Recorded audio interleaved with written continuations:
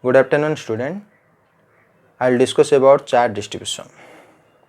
Charge distributions are two types. One is discontinuous charge distribution, other one is continuous charge distribution.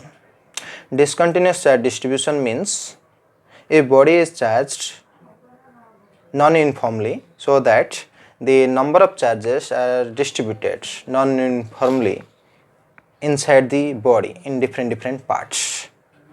That type of distribution known as discontinuous charge distribution. For example, this is the body, and different part of the bodies there are unequal amount of charges are present here. So that is known as discontinuous charge distribution. Second thing is continuous charge distribution. Continuous charge distribution means if the body is charged uniformly, then equal amount of charges present in different part of the body. So here in that diagram there are equal amount of charges are present. So that type of distribution known as continuous charge distribution. That continuous charge distributions are also three types. One is line charge distribution, second one is surface charge distribution, third one is volume charge distribution. First of all, I will discuss about line charge distribution. Line charge distribution means if you consider a line, that line consists of number of charges. They are distributed uniformly on that line, so that the line charge density is represented as lambda, which is equal to charges are present on that line per unit length. So it can be represented lambda, which is equal to Q by L. If you calculate electric field intensity at a particular point due to line charge, so that if you assume on that line for small elements, that means if you assume a small element on that line, so that small element is dl. Due to small element, we have to calculate electric field intensity at point P. After that, we have to integrate that small elements, then it behaves as a total line.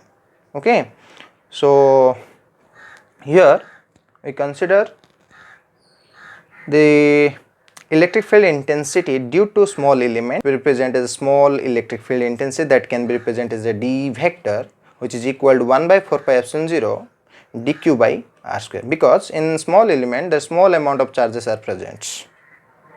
Clear? So we know that line charge density or linear charge density is given by lambda equal to Q by L. For small elements, it has small amount of charges are present, so that can represent a dq. In small element, that is dl. So here we write, so lambda equal to dq by dl. That means dq equal to lambda into dl. So put it in that equation. So d vector equal to 1 by 4 pi epsilon 0 lambda dl by r square. Clear? Okay. So that is the electric field intensity due to small elements. So it is represented as 1 by 4 pi epsilon 0 lambda dl by r square. Therefore, total electric field intensity due to line charge is given by, we have to integrate that thing. So it can be represented as d vector rho mod rho integration, which is equal to 1 by 4 pi epsilon 0 1 by r square. All these things are constant quantities taken in outside. So integration of lambda dl, because we know the addition of small element gives as a total line. So that addition can be represented as integration. So that can be represented as a lambda dl. Therefore, total electric field intensity due to line charge E equal to 1 by 4 pi epsilon 0 1 by r square into integrand, that is the line integration of lambda dl. This is all about electric field intensity due to a line charge. Now we have to discuss about surface charge density or surface charge distribution. For surface charge distribution, if we consider a surface or plane sheet, or we have to assume a metallic conductor. On that metallic conductor, there are number of charges are uniformly distributed on that surface, or you have to assume a plane sheet. In that plane sheet, there are number of equal amount of charges present on that plane sheet. If we assume for small area that can be represented as dA, okay, therefore the surface charge density is given by, for total plane sheet is given by sigma equal to q by a for small area, which is equal to sigma equal to dq by dA. Clear? Because in small area there are small amount of charges are present, so that small amount of charges that can be represented dq, which is equal to sigma into dA. Clear? Now to calculate electric field intensity at point P due to small amount of charges which is present in small area. After that we have to integrate all this small area that can be represented as a total area. In that thing we have to calculate electric field intensity. So due to small area it is given by d vector rho mod equal to 1 by 4 pi epsilon 0 dq by r square. Now I have to integrate all this area, therefore total electric field intensity whose magnitude